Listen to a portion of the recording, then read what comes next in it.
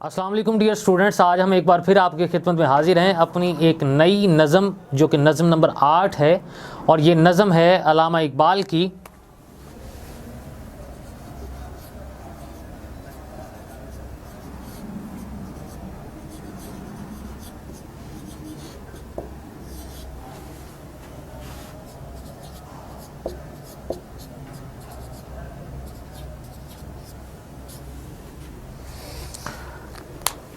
یہ نظم جو لکھی گئی ہے نظم نمبر 8، جس کا ٹائٹل ہے خطاب با جوانان اسلام،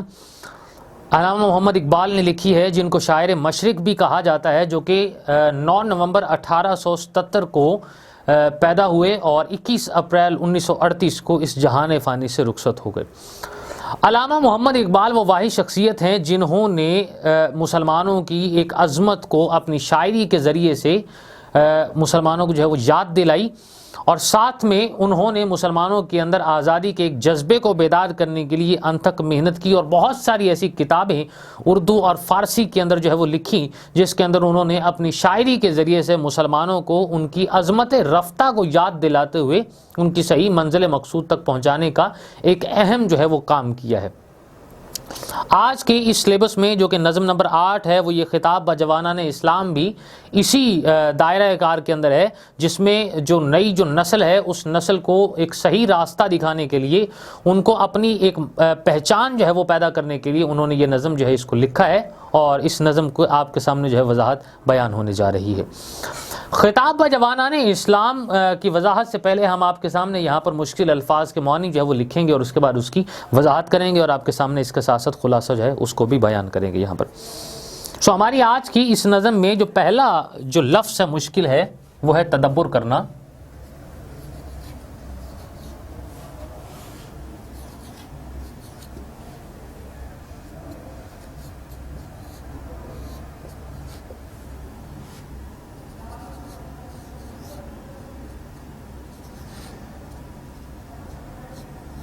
جس کا مطلب ہے سوچ بچار کرنا۔ لفظ نمبر جو 2 ہمارے پاس ہے گردوں۔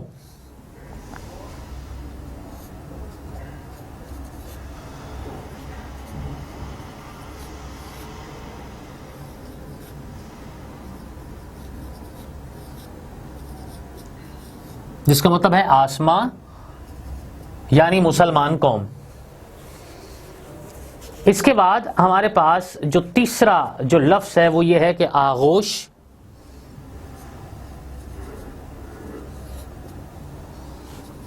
جس کا مطلب ہے گود۔ چوتھا جو لفظ ہے وہ ہمارے پاس ہے جی کچل ڈالنا۔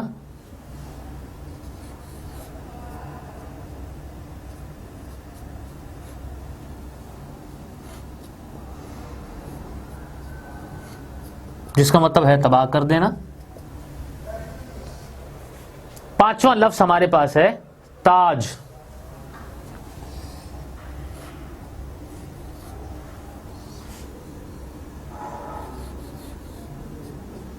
جس کا مطلب ہے کلہ۔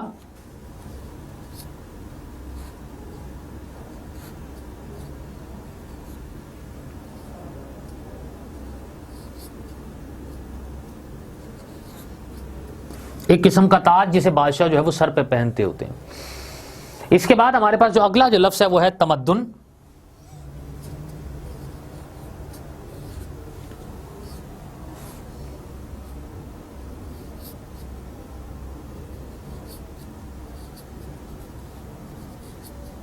جس کا مطلب ہے رہنے سہنے کے طریقے۔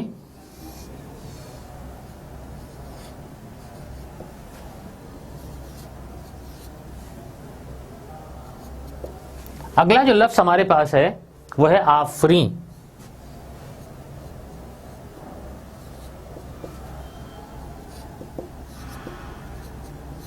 جس کا مطلب ہے بنانے والے۔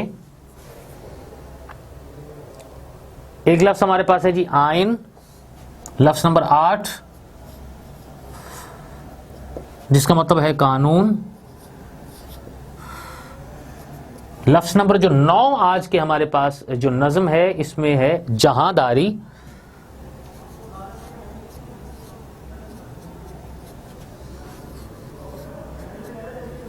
جس کا مطلب ہے حکمرانی. اس کے بعد ہمارے پاس جو لفظ نمبر 10 ہے وہ ہے شتربان.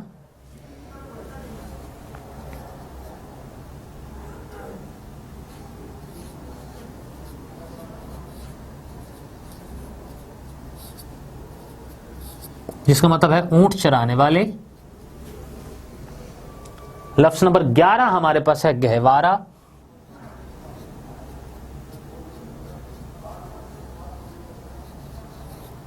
جس کا مطلب ہے مسکن. اگلا ہمارے پاس ایک لفظ ہے سما.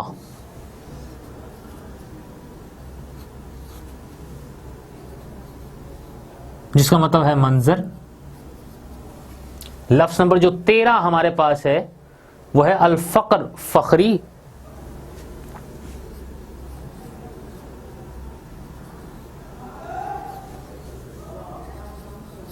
جس کا مطلب ہے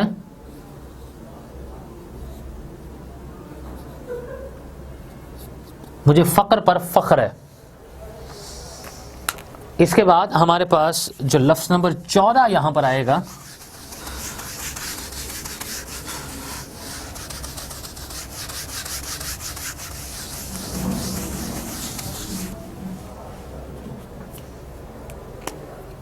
وہ ہے عمارت.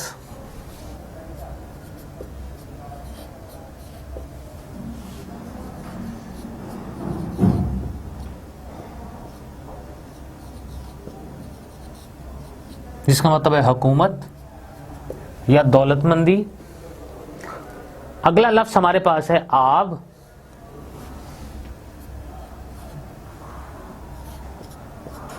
جس کا مطلب ہے پانی. لفظ نمبر جو 16 ہمارے پاس ہے وہ ہے رنگ.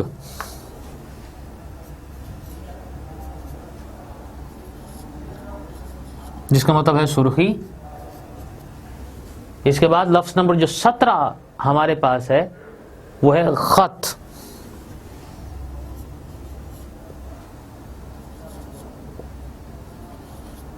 جس میں ہے مطلب ہے نقوش یا چہرہ.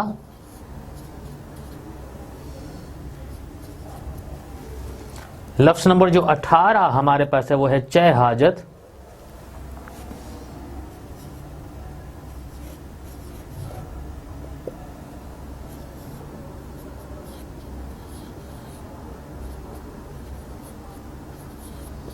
جس کا مطلب ہے ضرورت نہیں ہوتی.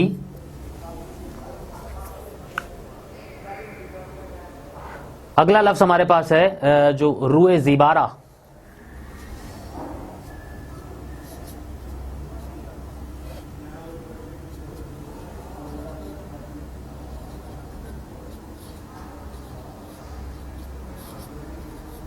جس کا مطلب ہے خوبصورت چہرے کو. لفظ نمبر 20 ہمارے پاس ہے گدائی.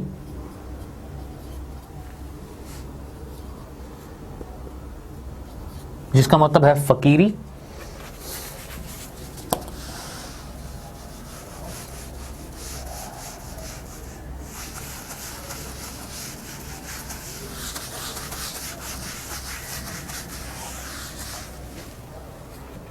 اگلا لفظ ہمارے پاس ہے جی لفظ نمبر 21 جو ہے منعم.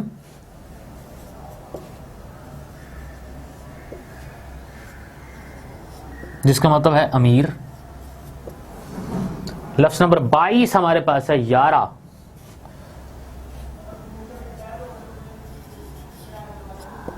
ہمت. لفظ نمبر 23 ہمارے پاس ہے بخشش.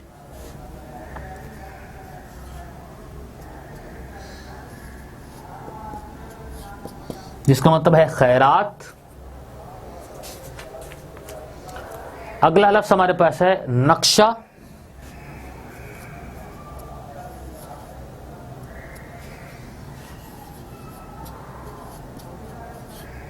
جس کا مطلب ہے تصویر یا خاکہ. لفظ نمبر 25 ہمارے پاس ہے تخیل.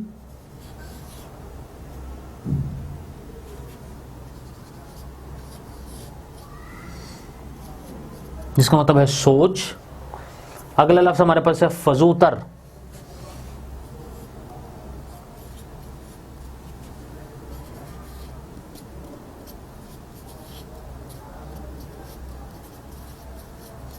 بہت اونچا یا بڑھ کر. اس کے بعد جو نظم نمبر 8 آج ہمارے پاس ہے خطاب با جوانان اسلام، اس میں اگلا جو لفظ ہے وہ ہمارے پاس ہے نسبت. لفظ نمبر 27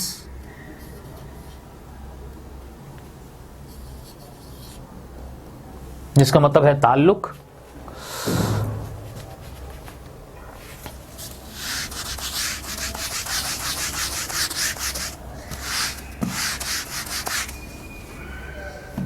لفظ نمبر 28 ہمارے پاس ہے گفتار.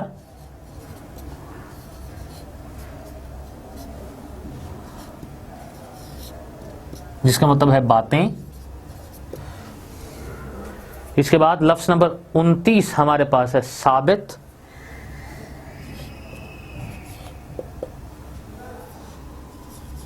جس کا مطلب ہے مقیم یا ٹھہرا ہوا. لفظ نمبر 30 ہمارے پاس ہے کردار، جس کا مطلب ہے عمل.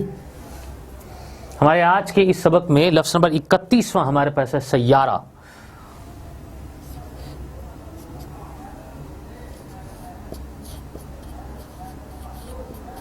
جس کا مطلب ہے متحرک یا حرکت کرنے والا. اس کے بعد ہمارے پاس جو لفظ نمبر جو 32 ہمارے پاس ہے گنوادی.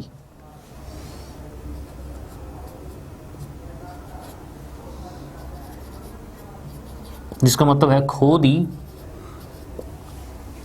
لفظ نمبر 33واں جو ہمارے پاس ہے وہ ہے اسلاف.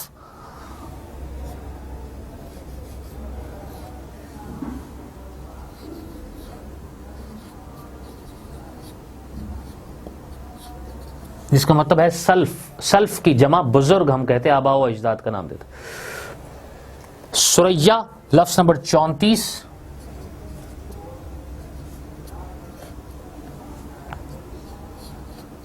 جس کا مطلب ہے آسماں پر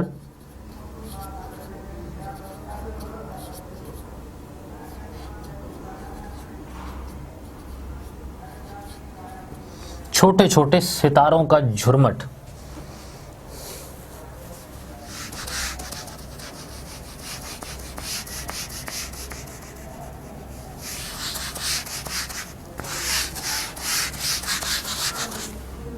اگلا جو لفظ ہمارے پاس ہے لفظ نمبر 35 ہماری آج کے اس سبق میں وہ ہے آئین مسلم.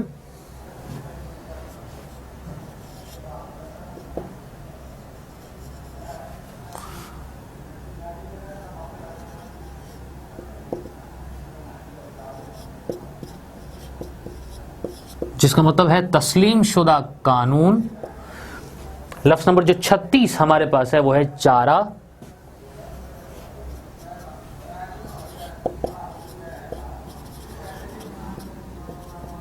جس کا مطلب ہے بچاؤ یا چھٹکارا.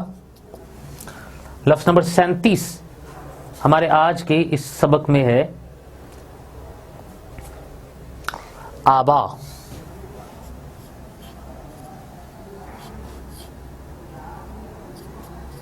جس کا مطلب ہے باپ دادا.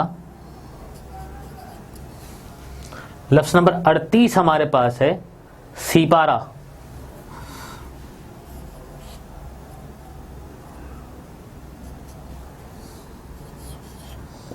جس کا مطلب ہے 30 ٹکڑے. مراد ٹکڑے ٹکڑے.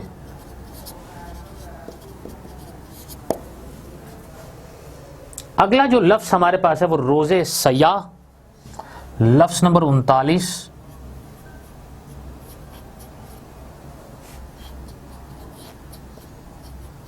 جس کا مطلب ہے تاریک دن. لفظ نمبر 40 جو ہمارے پاس ہے بدقسمتی.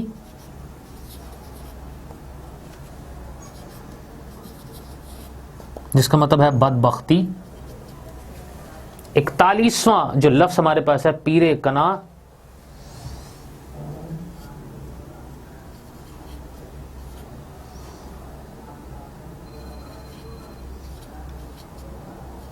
جس کا مطلب ہے کنعان کا بوڑھا.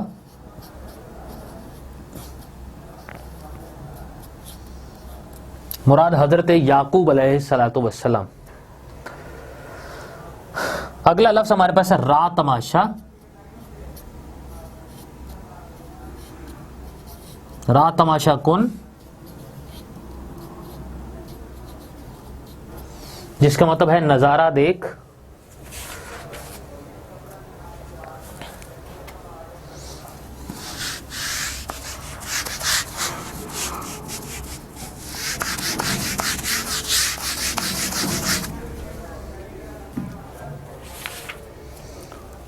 دیدہ عشق ایک لفظ ہے، لفظ نمبر 42.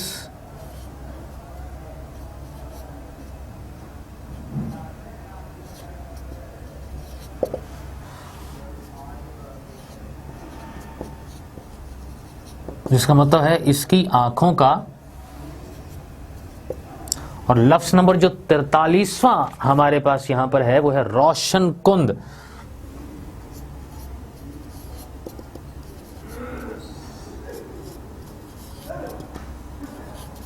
جس کا مطلب ہے روشن کیا. لفظ نمبر 44واں اور جو آخری جو لفظ ہے ہماری آج کی اس نظم کا وہ ہے چشم زلیخا را.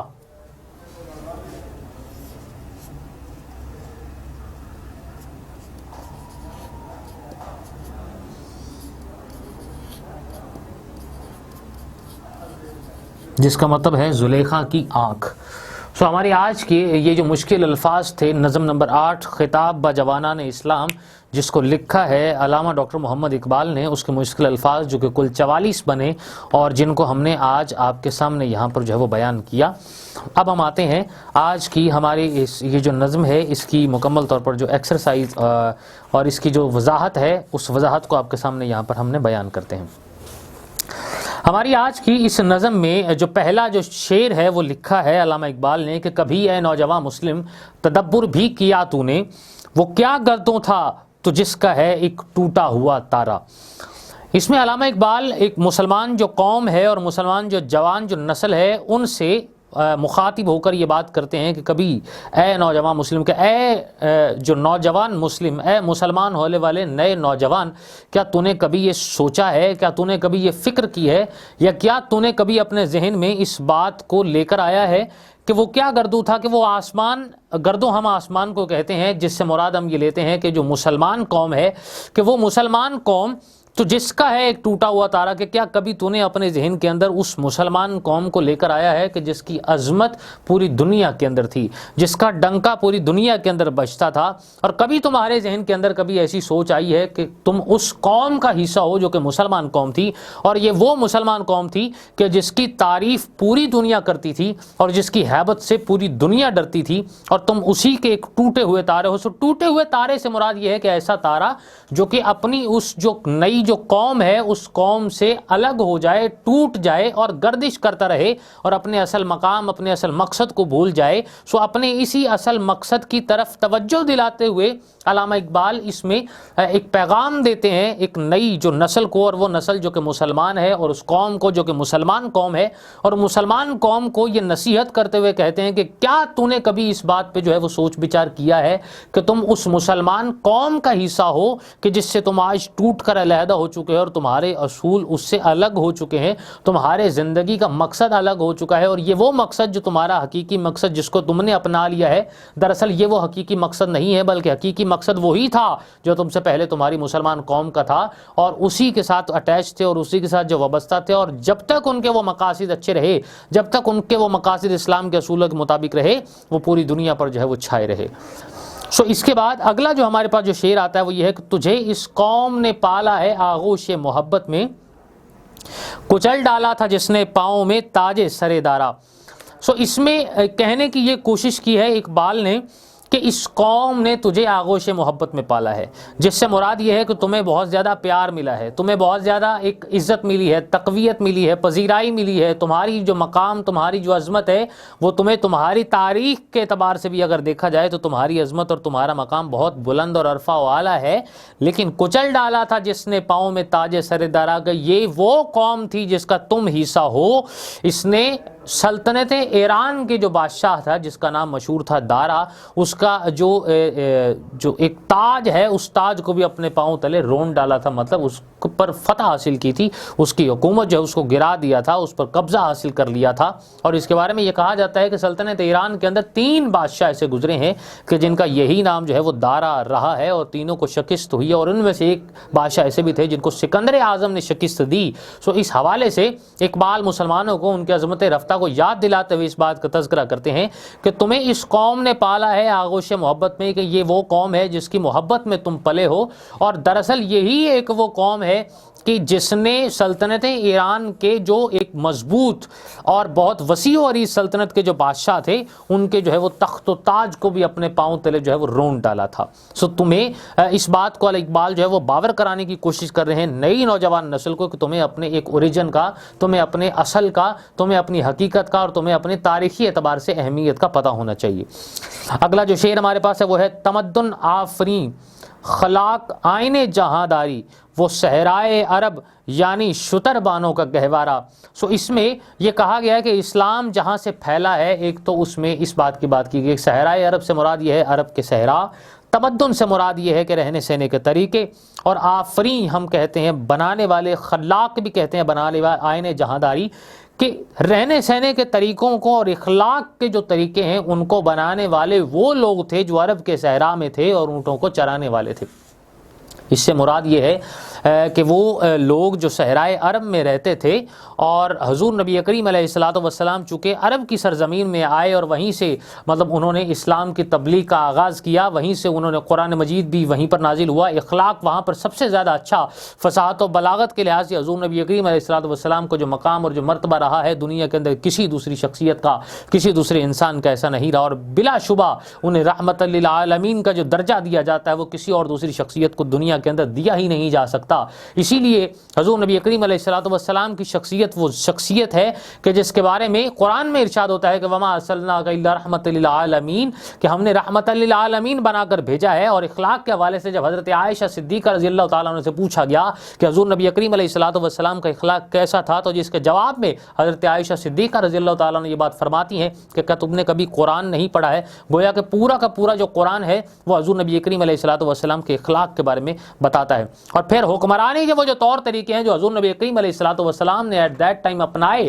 اور جن کے ذریعے سے پوری سرزمین عرب کے اندر اور خاص طور پر جو ہے وہ مکہ کو فتح کیا، اور مکہ کو فتح کرنے کے بعد جس طریقے سے انہوں نے بحیثیت سپہ سالار اور بحیثیت حکمران اور بحیثیت مدینہ کے جو سربراہ کے طور پر انہوں نے اپنی خدمات سر انجام دی ہے، اس کا جو اوریجن ہے بیسیکلی وہ صحرائے عرب یعنی کہ سرزمین عرب سے چلتا ہے۔ اس وجہ سے علامہ اقبال نے اس میں یہ بات کہی ہے کہ وہ جو اونٹ چرانے والے تھے اتنے زیادہ حضور نبی کریم علیہ الصلوۃ والسلام کی بدولت اور اس اسلام کی بدولت، اسلام کے پھیلنے کی بدولت اتنے زیادہ وہ کامیاب ہو گئے، اتنے زیادہ سلیقہ مند ہو گئے، اتنے زیادہ جو ہے با تہذیب ہو گئے کہ وہاں سے ہم نے ان چیزوں کو سیکھا ہے، اخلاق کے حوالے سے بھی، اور پوری دنیا کے اندر ان کا جو اخلاق ہے، ان کا جو رہن سہن ہے، ان کا جو طور طریقہ ہے، ان کے جو زندگی گزارنے کے طریقے ہیں، ان کا جو لین دین کے طریقے ہیں، ان کے بحیثیت تجارت کے جو طریقے ہیں اور جو اصول ہیں، ان کو نہ صرف اپناتے رہے، اور جب تک پوری دنیا کے اندر لوگوں نے ان اصولوں کو اپنایا، مسلمان ہمیشہ ہر جگہ پر کامیابی و کامرانی سے ہمکنار ہوئے۔ اسی وجہ سے اقبال اس میں تذکرہ کر رہے ہیں کہ نئی نوجوان نسل کو بتا رہے ہیں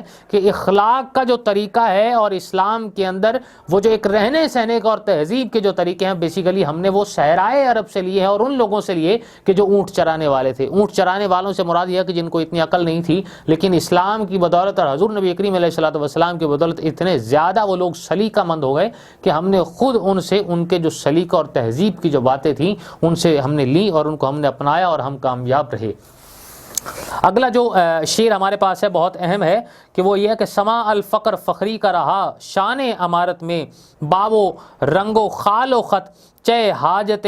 روئے زیبارہ۔ اس میں یہ بات کہی گئی ہے، مطلب سما الفقر فخری کا مطلب یہ ہے کہ مجھے فقر پر فخر ہے۔ یہ حضور نبی کریم علیہ الصلوۃ والسلام نے اس کا تذکرہ کیا ہے، اور یہ حدیث کے اعتبار سے بھی اس بات کو یہ بیان کیا جاتا ہے۔ اور اس میں یہ کہا گیا ہے کہ صحرا نشین جو تھے، صحرائے عرب کی جس کے بارے میں اوپر والے شعر کے اندر جو بات ہو رہی ہے اسی میں بھی یہ کہا گیا کہ انہوں نے اپنی حاکمیت جب ان کی عروج پر تھی، جب وہ بہت زیادہ بلند اور وسیع اور سلطنت کے حکمران تھے مسلمان دور کے اندر، اس کے باوجود باوجود بھی انہوں نے فقر کو ہمیشہ اپنائے رکھا، انہوں نے ہمیشہ فقیری کو اور جو ایک غریبی کا جو سلسلہ ہے اور خودی کا جو سلسلہ ہے انہوں نے اس کو کبھی نہیں چھوڑا، نہ کبھی دامن سے جو ہے وہ جانے دیا ہے، اور اس وجہ سے کہا کہ یہی ان کا ایک طرز عمل تھا جس کو انہوں نے مکمل طور پر اپنائے رکھا، اور اس اپنانے کی بدولت انہوں نے یہ کہا ہے کہ اس بات کہی کہ خوب جو صورت جو چہرہ ہوتا ہے اس کو ظاہری طور پر زیبائش کی ضرورت نہیں ہوتی، اور یہ بھی کہا جاتا ہے کہ جو حقیقی جو چہرہ ہوتا ہے، حقیقی چہرے کے لیے کبھی بھی کسی بھی چیز کی جو ہے وہ بناوٹ کے لحاظ سے، نمود و نمائش کے لحاظ سے، آرائش و زیبائش کے لحاظ سے کسی بھی چیز کی ضرورت نہیں میسر آتی۔ سو اس وجہ سے سادگی کے اندر بھی انسان جو ہے وہ کامیاب رہتا ہے، سادگی کے اندر بھی انسان کی خوبصورتی سامنے آتی ہے، اور اس وجہ سے یہ کہا گیا کہ حضور نبی کریم علیہ الصلوۃ والسلام نے یہ بات بیان فرمائی کہ مجھے سادگی پر فخر ہے۔ یہی وجہ ہے کہ سرزمین مدینہ اور سرزمین مکہ کے اوپر جو ایک فاتح کی حیثیت سے، ایک حکمران ہونے کی حیثیت سے، انہوں نے اپنی زندگی کے اندر سادگی کو کبھی ہاتھ سے جانے نہیں دیا، حتیٰ کہ کھجور کی جو ایک چھال کی جو بنی ہوئی ایک چٹائی ہوتی تھی اس کے اوپر جو اس کو بچھا لیا کرتے تھے۔ اس کے بارے میں پھر تاریخ کے اعتبار سے بھی اگر دیکھا جائے تو فقر کی مثالیں بہت زیادہ ملتی ہیں کہ کبھی کبھی ایسا بھی ہوتا تھا کہ حضور نبی کریم علیہ الصلوۃ والسلام کے گھر تین دن تک جو ہے وہ چولہا نہیں جلتا تھا، اور فیاضی اور سخاوت کے اندر بھی بہت زیادہ آگے تھے کہ حضور نبی کریم علیہ الصلوۃ والسلام جتنا بھی مال اسباب ان کے ہاتھ میں آتا تھا، جب تک وہ غربا کے اندر اس کو تقسیم نہیں کر لیتے تھے تب تک اپنے گھر کی جانب نہیں لوٹتے تھے۔ تو اس وجہ سے یہ جو فقر کا یہ عالم تھا، اور جس وجہ سے انہوں نے یہ کہا، اور پھر ایک بات اور بھی اس میں کہی جاتی ہے کہ جب ایک دفعہ ایک روم کے ساتھ جو ہے وہ صلح کا ایک معاملہ جو ہے وہ درپیش تھا، تو حضور نبی کریم علیہ الصلوۃ والسلام سے قیمتی لباس کو زیب تن کرنے کا کہا گیا، لیکن انہوں نے اس بات کو جو ہے وہ ماننے سے انکار کر دیا تھا۔ سو اس وجہ سے یہ کہا جاتا ہے کہ حکمرانی کے دائرہ کار کے اندر بھی اگر دیکھا جائے تو ہمیشہ وہ لوگ جو ہے فقر کے اندر رہے ہیں، اور پھر حضور نبی کریم علیہ الصلوۃ والسلام کے بعد میں بھی جو خلفائے راشدین کا اگر ہم تذکرہ کرتے ہیں، سو جس میں حضرت ابوبکر صدیق رضی اللہ تعالیٰ عنہ، حضرت عمر فاروق رضی اللہ تعالیٰ عنہ، حضرت عثمان غنی رضی اللہ تعالیٰ عنہ اور حضرت علی المرتضیٰ رضی اللہ تعالیٰ عنہ، بھی ان لوگوں نے بھی جب اگر خلیفہ ہونے کی حیثیت سے اپنی زندگی جو ہے وہ گزاری ہے اور حکمرانی کی ہے، سو ایسی سچویشن کے اندر وہ بھی ہمیشہ سادگی کے ساتھ اپنی زندگی کو بسر کرتے رہے، اور سادگی کے اصولوں کو انہوں نے اپنائے رکھا، اور اس کی بنیاد پر پوری دنیا کے اندر کامیابی رہی، اور آج بھی تاریخ کے اندر ان کی سادگی کو ہر حوالے سے جو ہے وہ یاد کیا جاتا ہے اس حوالے سے۔ سو اس میں علامہ اقبال جو ہے اس حوالے سے بتا رہے ہیں کہ صحرائے عرب کے اندر رہتے ہوئے انتہائی زیادہ جو ہے وہ شان رکھتے ہوئے، عروج رکھتے ہوئے، امارت رکھتے ہوئے، دولت مندی کے باوجود یہ جو ہمارے حکمران تھے، یہ جو اسلام کے جو عظیم حکمران تھے، انہوں نے فقر کو جو ہے وہ کبھی ہاتھ سے جانے نہیں دیا، اور ہمیشہ اس کو جو ہے وہ اپنائے رکھا ہے، اور ساتھ میں یہ بات کہی کہ ظاہری طور پر جو چہرہ ہے اس چہرے کو جو ہے وہ نمود و نمائش کی جو ہے وہ ضرورت نہیں رہتی، بلکہ سادگی جو ہے انسان کی ایک بہترین حکمت عملی ہے جس کے بدولت انسان اپنی زندگی کو اچھے طریقے سے بسر کرتا ہے اور دوسرے لوگوں کے لیے بھی ایک عمدہ مثال چھوڑ کر جاتا ہے۔ اگلا جو ہمارے پاس جو شعر ہے وہ یہ ہے کہ گدائی میں بھی وہ اللہ والے تھے غیور اتنے کہ منعم کو گدا کے ڈر سے بخشش کا نہ تھا یارا، جس میں یہ کہا گیا ہے کہ گدائی میں بھی وہ اللہ والے تھے غیور اتنے کہ فقیری میں بھی اللہ والوں کے اندر جو اتنی زیادہ غیرت تھی، اتنا زیادہ ان کے اندر یہ ایک غیرت کا جو ہے وہ عنصر اتنا زیادہ پایا جاتا تھا کہ امیر کو صدقہ اور خیرات دیتے وقت اس بات کا دل میں خوف ہوتا تھا کہ کہیں وہ ان کے صدقے اور خیرات کو جو ہے وہ ٹھکرا نہ دے۔ سو ہمیشہ اس بات کو وہ ظاہری طور پر جو ہے وہ ذہن میں رکھتے تھے، حتیٰ کہ ایک جو خلیفہ ہیں جن کے بارے میں یہ بھی کہا گیا ہے، جنہوں نے یہ کہا تھا جب وہ حکمران تھے تو انہوں نے کہا کہ اگر دریائے فرات کے کنارے اگر ایک بھوکا پیاسا کتا بھی مر گیا تو حضرت عمر رضی اللہ تعالیٰ عنہ کو اس کو قیامت کے دن اللہ کے حضور جواب دینا پڑے گا۔ سو یہ عالم تھا کہ جس کی بدولت ان کے دل کے اندر خوف خدا ہوتا تھا، تقوی ہوتا تھا، پاکیزگی اور بڑائی ہوتی تھی، اور پرہیزگاری کے ساتھ انہوں نے اپنی زندگی کو گزارا۔ سو اس حوالے سے یہ بھی کہا گیا، منم بیسیکلی امیر کو کہا جاتا ہے اور گدا ہم فقیر کو کہتے ہیں۔ تو اس میں یہ کہا گیا گدائی میں بھی وہ اللہ والے تھے غیور اتنے کہ اس فقیری کے اندر اور سادگی کے اندر بھی اللہ تعالیٰ کی ذات کا ان کے اندر اتنا زیادہ ڈر تھا، اور وہ اتنے زیادہ غیرت مند ہوتے تھے کہ کبھی کسی بھی فقیر کی اگر وہ مدد کرتے یا کبھی کسی کو جو ہے وہ خیرات دیتے یا کسی کو جو ہے وہ صدقہ دیتے تو تب بھی ان کے دل کے اندر ہمیشہ سے یہ ڈر رہتا تھا کہ کہیں اس بات کو وہ ٹھکرا نہ دے اور اس کی بدولت اللہ کے حضور کہیں ان کی پکڑ نہ ہو جائے۔ لہٰذا اس عالم کے اندر انہوں نے اپنی زندگی کو گزارا ہے اور اس لحاظ سے ہمیشہ مسلمان جو ہے وہ کامیاب رہے ہیں۔ سو کہیں پر بھی انسان کے اگر جب ذاتی جو مفاد اگر شامل ہو جاتا ہے تو وہیں پر جو ہے وہ حکمرانی کا تختہ الٹنا شروع ہو جاتا ہے، وہیں پر زندگی کا جو نظام ہے وہ درہم برہم ہونا شروع ہو جاتا ہے، اور وہیں پر یہ سلسلے زندگی کے ختم ہونا شروع ہو جاتے ہیں۔ اس کے بعد اگلی یہ بات جو اس میں کہی گئی ہے اگلے شعر کے اندر کہ اگر چاہوں تو نقشہ کھینچ کر الفاظ میں رکھ دوں، مگر تیرے تخیل سے فزوں تر ہے وہ نظارہ۔ اگلا شعر ہمارے پاس وہ یہ ہے کہ علامہ اقبال نے جس کو بیان کیا ہے، شعر نمبر جو 6 ہے کہ اگر چاہوں تو نقشہ کھینچ کر الفاظ میں رکھ دوں، مگر تیرے تخیل سے فزوں تر ہے وہ نظارہ۔ اس میں اقبال یہ بیان کرنے کی کوشش کرتے ہیں کہ اگر میں چاہوں تو اس نقشے کو مکمل طور پر اپنی جو ہے وہ شاعری کے اندر جو ہے وہ الفاظ میں اس کو ڈھال کر بیان کر سکتا ہوں، لکھ سکتا ہوں اور نقشہ پورا کھینچ سکتا ہوں، اور یہ وہ ہسٹوریکلی جو نقشہ ہے، جو تاریخی اعتبار سے اس نقشے کو میں کھینچ کر آپ کے سامنے بیان کر سکتا ہوں کہ جس میں مسلمانوں کے عروج کی مکمل داستان جو ہے وہ اس میں سمو جائے گی، جس میں مسلمانوں کی مکمل جو ہے وہ کہانی ان کی عروج کے حوالے سے اس میں جو ہے وہ کور ہو جائے گی۔ لیکن دکھ اس بات کا ہے کہ جو تمہاری سوچ ہے اور تمہاری سوچ کی جو ایک وسعت ہے وہ اتنی زیادہ نہیں ہے کہ اس مکمل طور پر جو ہے وہ عروج کی مسلمانوں کی داستان کو اچھے طریقے سے جو ہے وہ سمجھ سکے، اور اس حوالے سے یہ کہا گیا کہ تمہاری سوچ سے یہ کھینچا جانے والا جو نقشہ ہے وہ بہت بالا تر ہے اور اس نظارے تک تم کبھی پہنچ ہی نہیں سکتے ہو۔ اس کی وجہ یہ ہے کہ تمہارے اصول بہت زیادہ اس چیزوں سے جو ہے وہ مطابقت نہیں رکھتے ہیں، اور اس دائرہ کار کے اندر کبھی بھی تم پہنچے ہی نہیں ہو کہ جس دائرہ کار کے اندر مسلمان کبھی بھی اپنے عروج کے اندر ہوا کرتے تھے۔ اس لحاظ سے اقبال نئی جو نوجوان نسل ہے اس سے مخاطب ہو کر یہ کہہ رہے ہیں کہ اگر چاہوں تو نقشہ کھینچ کر الفاظ میں رکھ دوں کہ یہ میرے بس میں ممکن ہے کہ میں مسلمانوں کے جو ایک ماضی کا جو عروج ہے اس کے جو ایک بلندی کا جو نقشہ ہے وہ اپنے الفاظ کے اندر میں کھینچ کر رکھ سکتا ہوں، لیکن تمہاری سوچ سے یہ نقشہ بہت زیادہ بالاتر ہے، تمہاری سمجھ میں یہ بات کبھی نہیں آئے گی۔ اس حوالے سے اس بات کا افسوس کرتے ہوئے علامہ اقبال نئی نوجوان جو نسل ہے اس سے مخاطب ہو کر بیان کر رہے ہیں۔ اگلا جو شعر ہمارے پاس ہے وہ یہ ہے کہ تجھے آبا سے اپنے کوئی نسبت ہو نہیں سکتی کہ تو گفتار وہ کردار تو ثابت وہ سیارہ۔ اس میں اقبال یہ بیان کرتے ہیں، آبا سے مراد کہتے ہیں آبا و اجداد کو، اور آبا و اجداد کے لحاظ سے یہ بات کر رہے ہیں کہ تجھے آبا سے اپنے کوئی نسبت ہو نہیں سکتی کہ تمہارا اپنے آبا و اجداد سے کوئی تعلق نہیں ہے، کیونکہ تم نے اپنے تعلق کو جوڑا ہی نہیں ہے۔ تم ایک نئی جو روش ہے تم نے اس کو اپنا لیا ہے، ایک نئی روایت کو تم نے اختیار کر لیا ہے، اور ایک نئے طرز عمل کو تم نے اختیار کر لیا، اور اسی طرز عمل کے تحت تم اپنے آبا و اجداد سے، تم اپنے اسلاف کی روایات سے منحرف ہو گئے اور تم نے علیحدگی اختیار کر لی، اور اسی علیحدگی کی بنیاد پر تم کبھی اس سے جو ہے وہ جڑ ہی نہیں سکے، اور نہ ہی تمہارا بھی ویسا وہ تعلق جو ہے وہ اپنے اسلاف کے ساتھ رہا ہے کہ تم ان کے اصولوں پر چلتے ہوئے اپنی زندگی کو کامیاب کرو۔ کہ تو گفتار وہ کردار، ساتھ میں یہ مثال دے رہے ہیں کہ تم گفتار کہ تم صرف اور صرف باتوں کی حد تک ہو، جس کے بارے میں اقبال یہ بھی کہتے ہیں کہ تھے تو وہ تمہارے آبا مگر تم کیا ہو، ہاتھ پر ہاتھ دھرے منتظر فردا ہو۔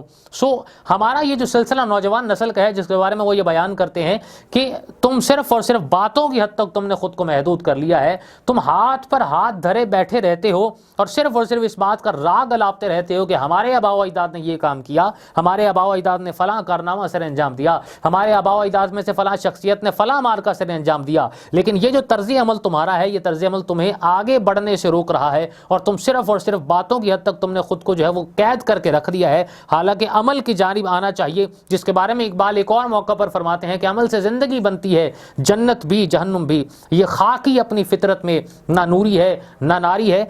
اس لحاظ سے اقبال یہ بات بہنے کی کوشش کر رہے ہیں کہ تو گفتار وہ کردار کہ انہوں نے اپنے عمل کے ذریعے سے اپنی زندگی کو بنایا ہے، انہوں نے اپنے عمل کے ذریعے سے ایک مثال قائم کی ہے، لوگوں کے لیے ایک عملی نمونہ پیدا ہوئے ہیں، اور اس لحاظ سے تم نے صرف اور صرف جو ہے وہ باتوں کی حد تک، گفتار کی حد تک تم نے اپنے آپ کو قید کر کے رکھ لیا ہے، اور ایسا کرنا بہت زیادہ آسان ہے، لیکن کردار کی جنگ کے اندر انسان کو آنا اور اس کے بعد عملی زندگی کے اندر خود کو اسی طرز عمل کے تحت ڈھال لینا انسان کے لیے بہت زیادہ مشکل ہوتا ہے۔ لہٰذا یہ وہ کام تھا جو کہ عملی لحاظ سے تمہارے آبا و اجداد نے کیا، اور تم نے صرف اور صرف گفتار کے رستے کو اپنا لیا ہے، اور صرف ایک ہی جگہ پر تم نے خود کو قید کر کے رکھ لیا ہے، اور تمہاری جو آؤٹ پٹ ہے، تمہاری جو کوشش ہے وہ کچھ بھی نہیں ہے، جس وجہ سے تم آج اس منزل کو پا نہیں سکے اور کبھی بھی کامیاب نہیں ہو سکے۔ پھر یہ بات کی کہ تو ثابت وہ سیارہ کہ تم بے حس و حرکت ہو، تم حرکت نہیں کرتے ہو، تم ایک جگہ پر ٹھہر چکے ہو، اور وہ سیارے کا چونکہ کام مسلسل گردش کرنا ہے، سیارے کا کام مسلسل بھٹکنا ہے، سیارے کا کام نئی چیزوں کے جستجو کے اندر مسلسل جو ہے وہ سرے گردہ رہنا ہے۔ سو اس وجہ سے اقبال یہ بیان کرتے ہیں کہ حرکت تمہارے اندر نہیں ہے، بلکہ ایک ہی جگہ پر تم نے خود کو قید رکھتے ہوئے صرف باتوں کے حد تک محدود کر لیا ہے، بلکہ تمہارے جو اسلاف تھے وہ عملی لحاظ سے بھی زندگی کا اعلیٰ نمونہ تھے اور پیکر تھے، اور مسلسل جو ہے وہ حرکت کرتے رہتے تھے، اور کہا یہ جاتا ہے کہ حرکت میں برکت ہوتی ہے۔ سو اس لحاظ سے انہوں نے خود کو جو ہے وہ کامیاب بنا لیا، اور تم آج اپنے آپ کو خود اتنی زیادہ باتیں کرنے کے باوجود جو ہے وہ خود کو ناکامی کا سامنا تمہیں جو ہے وہ کرنا پڑ رہا ہے۔ اگلا ہمارے پاس جو شعر ہے، گوا دی ہم نے جو اسلاف سے میراث پائی تھی۔ سو میراث کا مطلب ہوتا ہے وراثت میں ہمیں جو چیز ملے، جائیداد کے طور پر ہم اسے بولتے ہیں۔ سو گوا دی کا مطلب ہوتا ہے ہم نے کھو دیا ہے۔ اسلاف سلف کی جمع ہم بزرگوں کو بولتے ہیں۔ سو اس کے کہنے کا مطلب علامہ اقبال کا یہ ہے کہ ہم نے اپنے اسلاف سے جو ورثے میں جو باتیں ملی تھیں، جو اصول ملے تھے، جو تہذیب ہمیں ملی تھی، جو تمدن ہمارا تھا، جو رہنے سہنے کا طریقہ تھا، ہم نے اس سارے کو جو ہے وہ کھو دیا ہے۔ سریا سے زمیں پر آسمان نے ہم کو دے مارا۔ سو سریا سے مراد وہ بلند و بالا جو ستارے ہیں جو کہ گردش کرتے رہتے ہیں اور ٹمٹماتے رہتے ہیں، جن کی چمک دور سے بھی بہت زیادہ تیز ہوتی ہے اور ہمیشہ تاریکی کے اندر وہ نظر آتے ہیں۔ تو اس وجہ سے یہ کہہ دیا کہ وہ جو ہماری ایک عظمت آسمان کی بلندیوں کو چھوتی تھی، ہم نے اپنے اسلاف کی روایات کو چھوڑ دیا ہے، اور روایات کو چھوڑنے کی بنیاد پر ہماری جو مقام ہے وہ ہمارا ختم ہو چکا ہے، اور ہم پھر سے زوال پذیر ہو گئے ہیں، اور ہم محکوم ہو کر رہ گئے ہیں، اور دوسری جو طاغوتی قوتیں ہیں انہوں نے ہم پر حکمرانی شروع کر دی ہے۔ سو اس وجہ سے اقبال نے یہ بات کہی ہے عظمت رفتہ کو یاد دلاتے ہوئے کہ ایک وقت تھا کہ ہمارے اوپر مسلمانوں کو بہت زیادہ عروج تھا، جس کے اندر وہ تذکرہ کرتے ہیں سلطان صلاح الدین ایوبی کا، طارق بن زیاد کا، محمد بن قاسم کا، اور اس لحاظ سے وہ لوگ جو کہ علم کے اندر جو ہے وہ جنہوں نے بہت زیادہ محنت کی اور کام کیا۔ سو اس لحاظ سے ہم نے وہ تمام کی تمام جو وراثتی طور پر جو باتیں ہیں، جو اصول ہیں، ہم نے ان سے انحراف کیا، ہم نے ان سے منہ موڑ لیا، اور منہ موڑنے کی بنیاد پر ہماری جو عظمت آسمان کی بلندیوں کو چھو رہی تھی، ہم نے اس سے آسمان نے ہم کو بالکل خود جو ہے وہ زمین پر دے مارا ہے کہ ہم زمین کے اوپر آ چکے ہیں۔ زمین کے اوپر چلنے سے مراد ہمارا جو ہے وہ زوال شروع ہو گیا ہے، اور جو دوسری لوگ ہیں انہوں نے ہمارے اصولوں کو اپناتے ہوئے ہمارے اوپر حکمرانی جو ہے وہ شروع کر دی ہے۔ اگلا شعر ہمارے پاس ہے کہ حکومت کا تو رونا کیا کہ وہ ایک عارضی شے تھی، نہیں دنیا کے آئین مسلم سے کوئی چارہ۔ سو اس میں علامہ اقبال یہ بات بیان کرتے ہیں کہ حکومت کا تو رونا کیا کہ وہ ایک عارضی شے ہے، جس کا مطلب یہ ہے کہ حکومت ایک عارضی شے ہے، مطلب جو سربراہی ہے، جو حکومت ہے، وہ تو ایک عارضی ہے، وہ تو آنی جانی ہے۔ کہتے ہیں کہ ہر ایک انسان کو عروج اور عروج کے بعد زوال ضرور آتا ہے۔ سو اس لحاظ سے مسلمانوں کو عروج رہا، اور مختلف قسم کی حکومتوں کا بھی تذکرہ کیا جاتا ہے۔ سو ایک حکومت جو ہوتی ہے جس کو ہم کہتے ہیں عالمی حکومت کہا جاتا ہے، دوسری حکومت ہم اس کو کہتے ہیں جو خاندانی حکومت ہے، اس کے حوالے سے بھی کہا جاتا ہے۔ ایک حکومت انسان کے انفرادی حکومت ہوتی ہے، اور جبکہ اگلی جو حکومت ہے وہ ہمارے پاس قومی حکومت ہے۔ سو حکومتوں کی جتنی بھی قسمیں ہوتی ہیں، ان ساری کی ساری قسموں کے اندر ہر کسی کو کبھی نہ کبھی جو ہے وہ زوال ضرور آ جاتا ہے۔ لہٰذا حکومت کا سلسلہ جو ہے یہ عارضی ہے، اور اس حکومت سے کوئی تعلق نہیں ہے۔ سوال اس بات کا ہے کہ انسان نے اپنی اصل جو پہچان ہے اس کو کھو دیا ہے، انسان نے اپنے مقام کو کھو دیا ہے، اور انسان سے بڑھ کر جو مسلمان تھا، آج کا مسلمان وہ مسلمان نہیں ہے۔ تو اس وجہ سے ہم نے مختلف دوسرے جو طرز عمل ہے ہم نے ان کو اپنایا ہے، جو کہ ہمیں بے راہروی کی طرف لے کر جا رہے ہیں، جو ہمیں افراتفری اور انتشار کا جو ہے وہ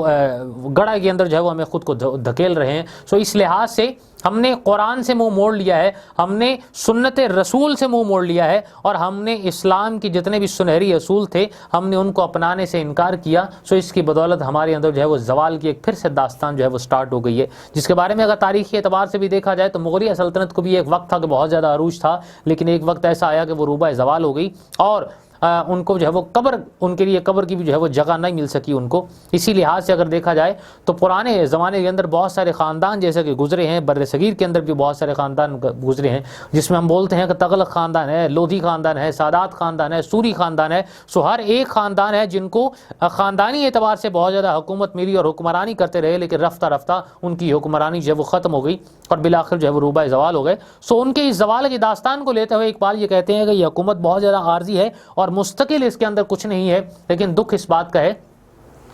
کہ کہ اس میں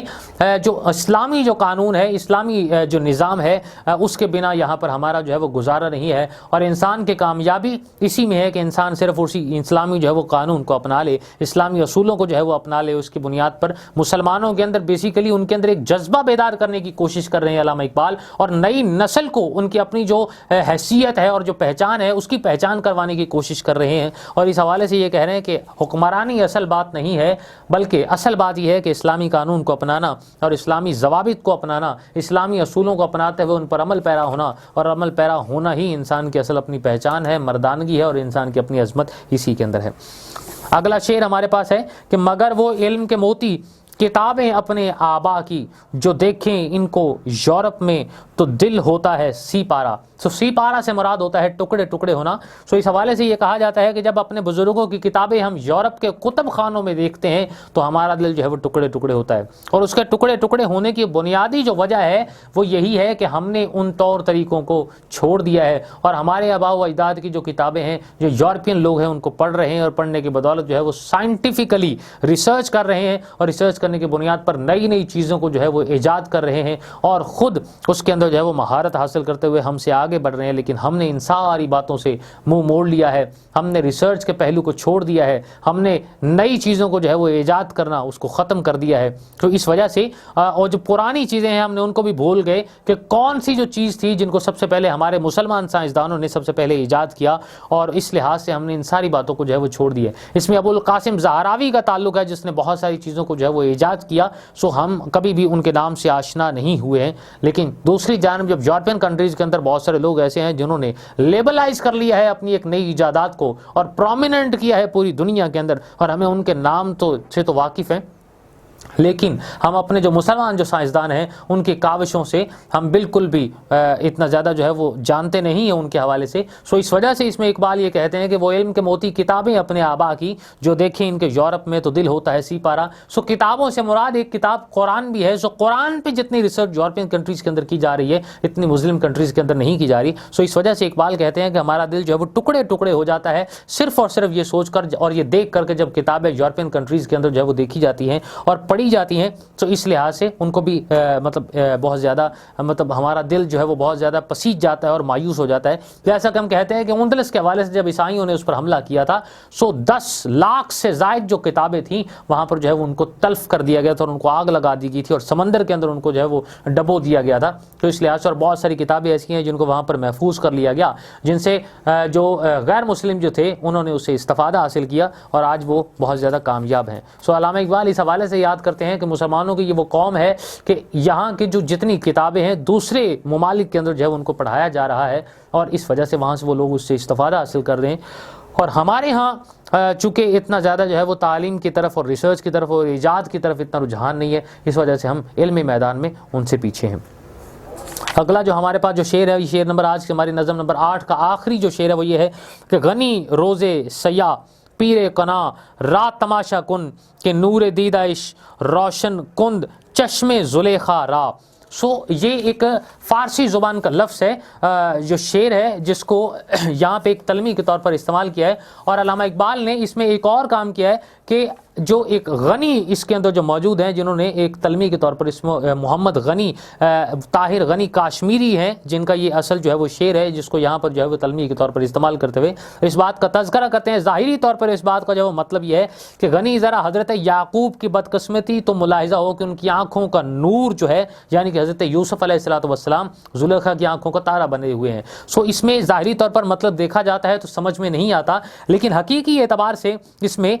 بات یہ ہے کہ حضرت جو یعقوب علیہ الصلوۃ والسلام ہے، جن کو پیر قنا کہا جاتا ہے، پیر قنا کا مراد یہ ہے کہ قنا کا پیر، قنا کا بوڑھا، جس سے مراد حضرت یعقوب علیہ الصلوۃ والسلام ہے۔ حضرت یعقوب علیہ الصلوۃ والسلام سے وہ یہ کہتے ہیں کہ عصر حاضر کے مسلمہ ہیں جو کہ مسلسل جو ہے وہ رو رہے ہیں، کہانی کو اس طرف لے کے جا رہے ہیں چونکہ حضرت یوسف علیہ الصلوۃ والسلام کی جدائی میں حضرت یوسف علیہ الصلوۃ والسلام چونکہ ایک نبی تھے، اور نبی ہونے کے اعتبار سے پاکیزگی اور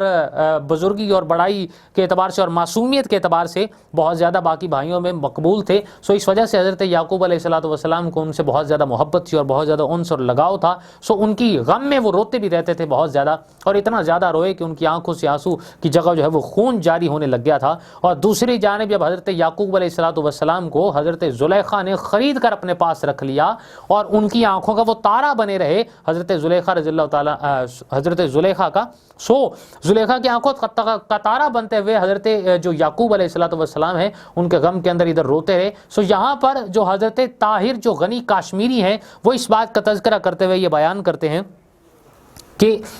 پیر قنا سے مراد حضرت یعقوب علیہ الصلوۃ والسلام ہے, اور جن کی آنکھوں سے مسلسل جو ہے وہ آنسو جو ہے وہ جاری ہیں, اور یہ عصر حاضر کا مسلمان ہے جو کہ مسلسل جو ہے وہ رو رہا ہے, اور جن کا ادبی جو اثاثہ ہے, جن کی علمی جو کاوش ہے, اور یہ سب جو ہے وہ تلف ہو چکی ہے. اور زلیخا کا مطلب جو ہے وہ یورپ ہے جن کی آنکھوں کا تارا بنے ہوئے ہیں. سو آنکھوں کا تارا کا بنے ہوئے حضرت یوسف علیہ الصلوۃ والسلام, اور اس سے مراد یہ ہے کہ یہ وہ ایک قیمتی بیش بہا ادبی اثاثہ ہے جو کہ یورپ کے اندر پایا جاتا ہے, اور یورپ کے اندر پائے جانے سے وہاں پر جو ہے جو یورپ ہے اس سے مکمل طور پر جو ہے وہ استفادہ حاصل کر رہے ہیں. اور استفادہ حاصل کرنے کی بدولت یہ بھی کہا گیا ہے کہ لوگ وہاں سے جو ہے وہ بہت زیادہ کامیاب ہوئے, اور بہت بڑے بڑے سائنسدان ان کی کتابوں کو پڑھنے کی بدولت یورپین کنٹریز کے اندر جنہوں نے بہت نام حاصل کیا, جنہوں نے بہت مقبولیت حاصل کی. لیکن ہمارے ہاں جو عصر حاضر کا مسلمان جس کو ایک تشبیہ کے طور پر استعمال کیا, تلمیح کے طور پر حضرت یعقوب علیہ الصلوۃ والسلام کے ساتھ جس کو ریلیٹ کیا ہے, تو اس وجہ سے وہ رو رہا ہے, وہ پریشان ہے, وہ غم میں ہے, وہ مفلوق الحالی کے اندر ہے, اور وہ بہت زیادہ ایک نڈھال ہے, اور مطلب مایوسی کے اندر جو ہے وہ ہے. اس وجہ سے یہاں پر جو ہے وہ حضرت علامہ محمد اقبال جو ہے وہ اس بات کا تذکرہ کر رہے ہیں, اور جو سیکنڈ لاسٹ جو ہمارا جو شعر ہے اس کے ساتھ اس کو ریلیٹ کرتے ہوئے اس بات کا تذکرہ کرتے ہیں کہ آج کے دور کے اندر جو عصر حاضر کا مسلمان ہے اس کی جو ہے وہ داستان وہ زوال پذیر ہے, وہ عروج کی ابھی اتنی زیادہ بلندی پر نہیں پہنچا ہے, اور نہ کبھی وہ پہنچ پائے گا, اس وجہ سے کہ ان کے اندر باہمی طور پر مکمل طور پر جو ہے وہ انتشار جو ہے وہ پھیل چکا ہے, اور جس وجہ سے وہ کامیاب نہیں ہوئے. اور اس کے برعکس یورپ کے اندر جو ہے ادبی اثاثہ اور علمی جو کتب ہیں, جو صف اول کے جو مسلمان سائنسدان تھے ان کو پڑھنے کی بدولت وہ آگے نکل گئے, اور انہوں نے اسلامی اصولوں کو اپنایا, اور انہوں نے قرآن کے اصولوں کو اپناتے ہوئے کامیابی حاصل کی, اور یہی وجہ ہے کہ آج پوری دنیا کے اندر ان کا نام ہے. سو علامہ اقبال اس میں جو نئی نوجوان نسل ہے ان سے خطاب کرتے ہوئے شاعرانہ انداز کے اندر مسلمان قوم کو اور نوجوان نسل کو ان کی عظمت رفتہ کی یاد دلاتے ہوئے اس بات کی نصیحت کرتے ہیں کہ انہیں چاہیے کہ اس دائرہ کار سے نکلیں اور پھر سے اپنے ان اصولوں کو اپناتے ہوئے اس دنیا پر چھا جائیں اور ایک نئی تاریخ کو رقم کر دیں. ہماری آج کی جو نظم ہے وہ یہاں پر اختتام پذیر ہوتی ہے. ہم ایک نئے لیکچر کے ساتھ آپ کی خدمت میں دوبارہ حاضر ہوں گے. تب تک کے لیے اجازت. اللہ حافظ.